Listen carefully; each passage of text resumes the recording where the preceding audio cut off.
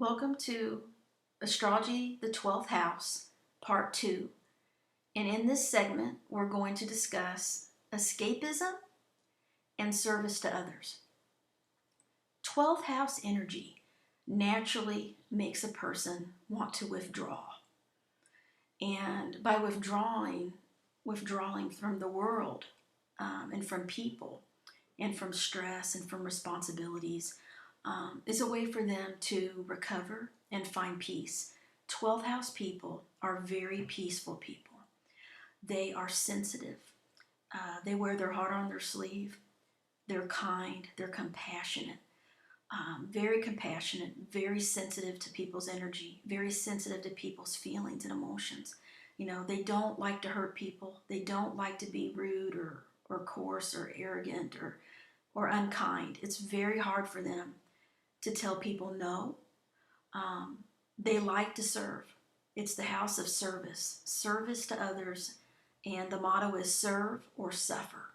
And a lot of the old astrology books in the old days, if you read them, they're very scary as far as the 12th house goes because, you know, they call it the house of troubles, the house of addiction, the house of illusion, the house of prisons and confinement and mental institutes and all these really negative things, secret enemies, which all of those things are involved in the 12th house, which we'll talk about in the next video segments to come. But escapism is the biggest thing, and escaping doesn't always have to be a bad thing.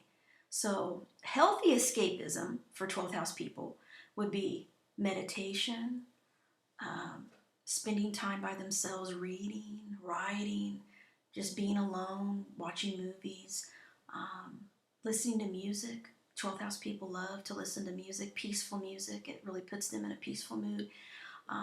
Those are positive things.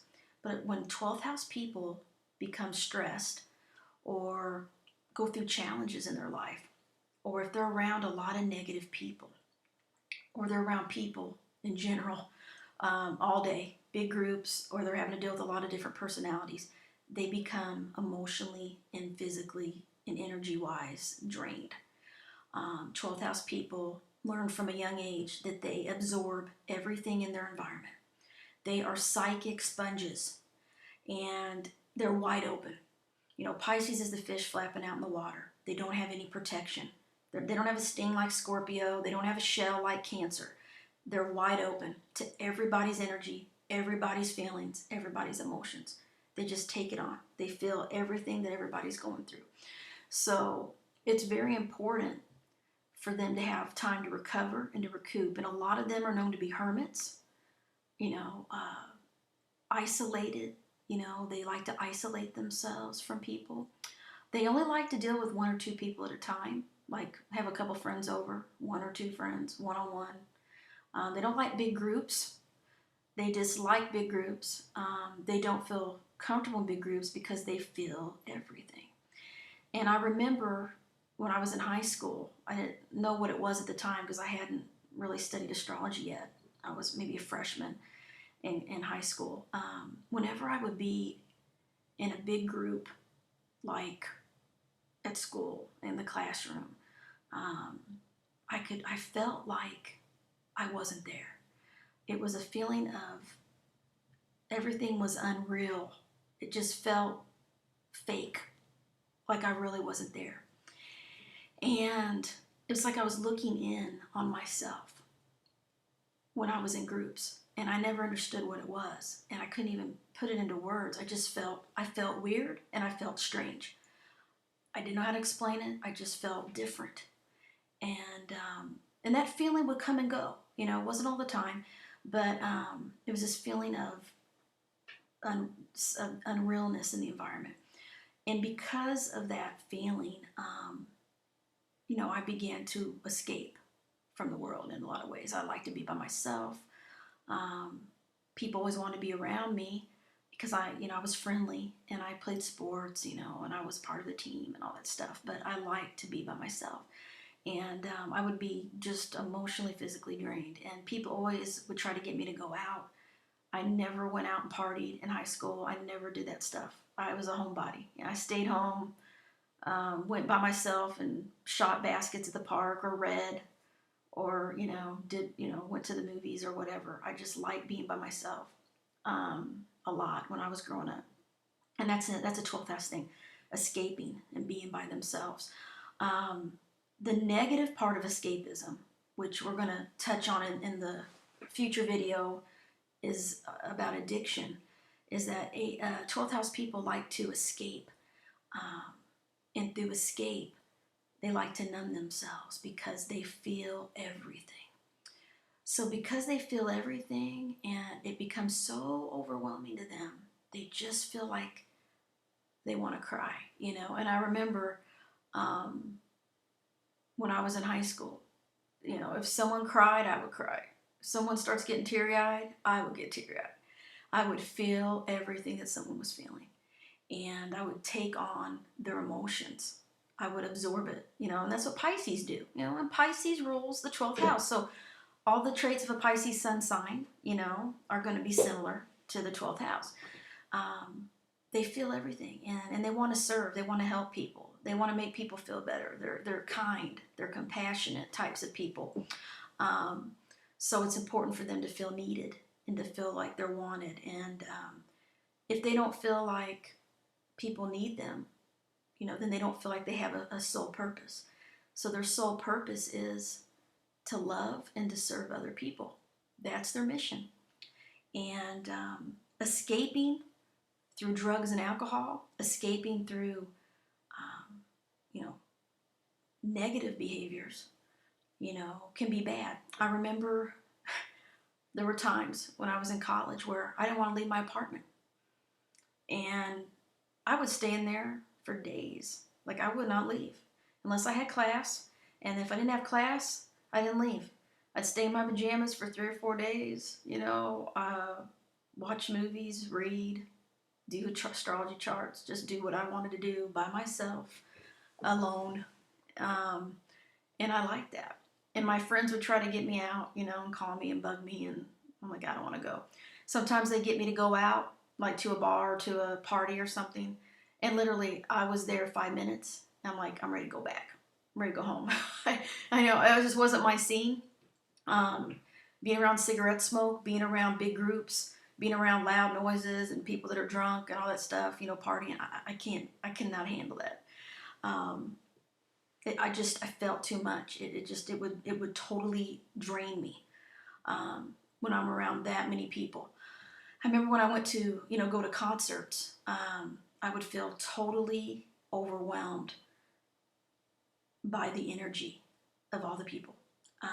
The first time I had a depersonalization experience, I guess you could say, is when I was at a concert. All the people there, I felt like I wasn't in my body. I'm like looking in on myself, like this is not real. This is fake. Am I alive? Am I here? Am I really in my body? Like what am I? Who am I? Like it felt unreal. We call it detachment or depersonalization in psychology, but it was a feeling of separateness. I felt separate from everything and everyone. But after all these years and all my research, I realized that it was really a oneness.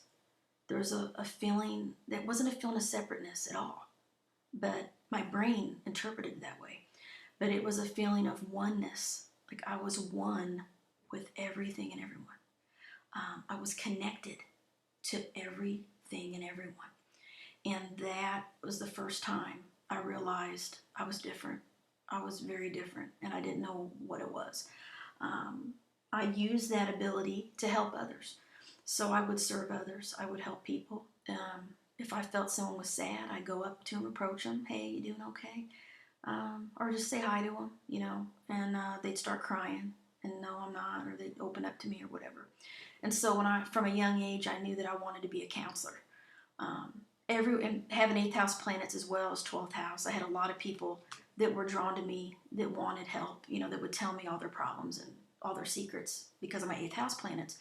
But add to that my 12th house planets, I was a natural counselor, a natural helper. I wanted to help people, and I'm a good listener. I can talk a lot. For those that are my friends, they know that. I'm a talker. Sometimes I don't shut up. I think a lot. I'm a thinker. I'm a Virgo, so I'm always thinking. I'm always, talking. But I actually am very quiet. I'm a quiet person when I want to be, and I'm a very good listener, and I can be very quiet and not speak if I'm not in the mood. So I get in different moods. But anyways, um, helping others, serving others in some way.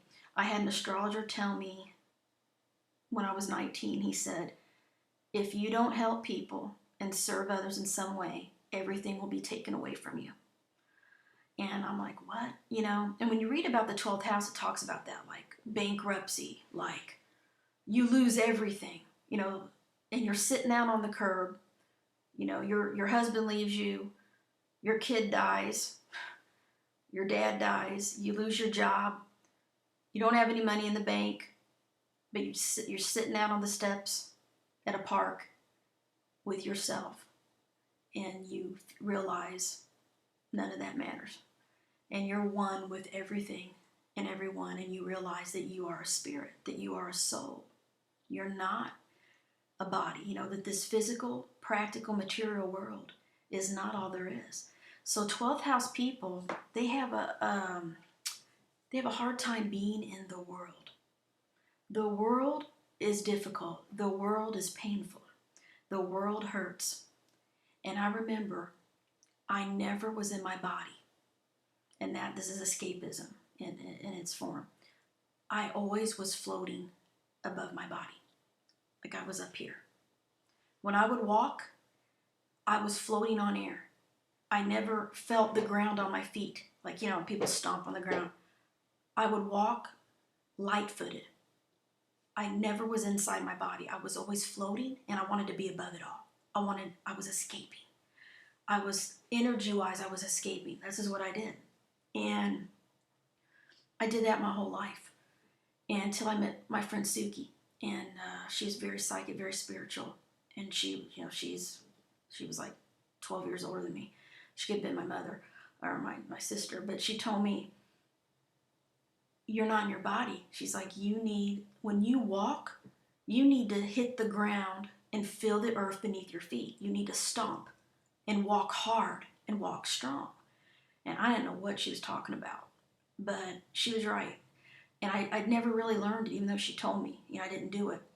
And it was my way of escaping, because to be in the body, it hurt. I already felt everything. I already felt everyone's pain, everyone's emotions. I felt everything.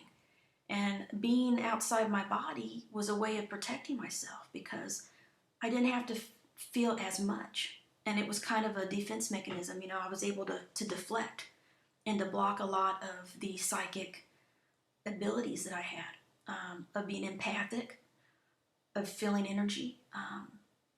And I was able to block it in a lot of ways. And when I got older, though, I couldn't block it anymore. And it took getting hurt a lot of times. And I remember one time I was in this psychic bookstore, and this scary psychic, everybody was afraid of this guy. He was pretty creepy looking. And he was scary, and everybody stayed away from him. He never smiled. He was just intense. And he was standing up there one day. We were doing a fair, and I had done some charts. And he looked at me, and he yelled at me. Like he yelled at me. He literally said, "You need to be in your body. You're not in your body. You're up here. You chose this life. You chose to be here. You need to be in your body." And he yelled at me. And I tell you what, I said, "You're right. I don't want to be in my body." He said, "Well, why?" And I said, "Because it hurts. It hurts too much." And he told me, "If you're not in your body, you will not be here very long." He's like, "You will die, because your soul is you're not inside your body." And it hit me. It was the first time I believed it, even though my friend Suki had told me. But and I started practicing being grounded, and I started doing these root tree exercises so I wouldn't escape, and try to escape from feeling the feeling of my body. So, and I tell you what, that is when I finally was in my body fully, grounded, centered. I did centering exercises. I did, the tree roots going down through the top of your head, down through the ground when you're meditating. I did all these things to not escape. I never escaped through drugs or alcohol. A lot of people that I know that are 12th house people do that because the 12th house does rule addiction, and it rules alcoholism especially. I never went that route. And my friends, they used to, smoke marijuana or smoke pot in high school and college. And they used to tell me, Carmen, you don't need to be doing this because you're already weird. I was already out there. I was very imaginative, very creative mind. I had a very vivid imagination. I have visions, flashes, dreams. You tell me something, I see it visually. Like it's very intense. So they're like, don't ever do drugs because you're already, and I didn't have to because I already could be weird. I could already escape without even doing any drugs. So I never did drugs, which a lot of 12th house people do abuse drugs at some time in their life. A lot of them tell me that, not all of them, but many of them do. And it's experimentation kind of thing. Sometimes they do drugs to escape, to have mystical experiences or to heighten their psychic abilities. They may do mushrooms or, smoke marijuana, things like that, to have visions or, things like that, because they're very interested in psychic things and psychic phenomena, which we'll talk about later. But the biggest thing is that they need to have healthy coping skills and healthy boundaries. And having boundaries is one of the biggest issues for 12th house people because they're wide open and they rather escape from the world than to have conflict with others. And drawing boundaries with people, telling people, no, you're not going to treat me that way, or no, I'm not going to let you talk to me that way, or, no, I really don't want to do that. And it's okay to say no. 12th house people have to learn to have boundaries, and therefore they won't have to escape. They won't have to hide and not answer their phone. I mean, there were times where I would not answer my phone. I didn't want to go anywhere. I would just hide. I would hide. Now, this is when I was younger, high school, college. When you become an adult, you can't hide anymore. You got to go to work, and you got to make a living. You got to pay the bills. You got kids. You got to be a parent. You got to take care of your family. But 12th house people, some of them never do that. They may never work. They may work and just do part-time jobs or do artistic, creative pursuits, and money and things like that may be scarce, but that's okay because they love to be spiritual and they love their freedom. A lot of 12th house people live in the world, but they're not of the world. And that's what 12th house people are supposed to do. Be in the world, but don't let the world get into you. They call that dharma in Hindu, in India. Be in the world, but don't let the world get into you. So to stay spiritual in this practical, heavy earth realm, 12th house people cannot be practical all the time. It kills their spirit. It kills their soul. It hurts them. They want to be weird. They want to be creative. They want to be imaginative. They want to be spiritual. They want to talk about astrology. They want to talk about past lives. They want to talk about ghosts and spirits and mediumship and UFOs and aliens. They love that stuff. They want that, and that makes them feel alive. They can't just go to a 9-to-5 job, focus on paying the bills, eat, sleep, but they will wither up and die. They cannot live in the material, physical, practical world full time. They have to be spiritual. And that's the mission of 12th house people. Serve or suffer, help others in some way, use their gifts to help others, and to escape from the world in healthy ways. That's what they're meant to do. So we'll talk more about the 12th house in the next video. Thank you.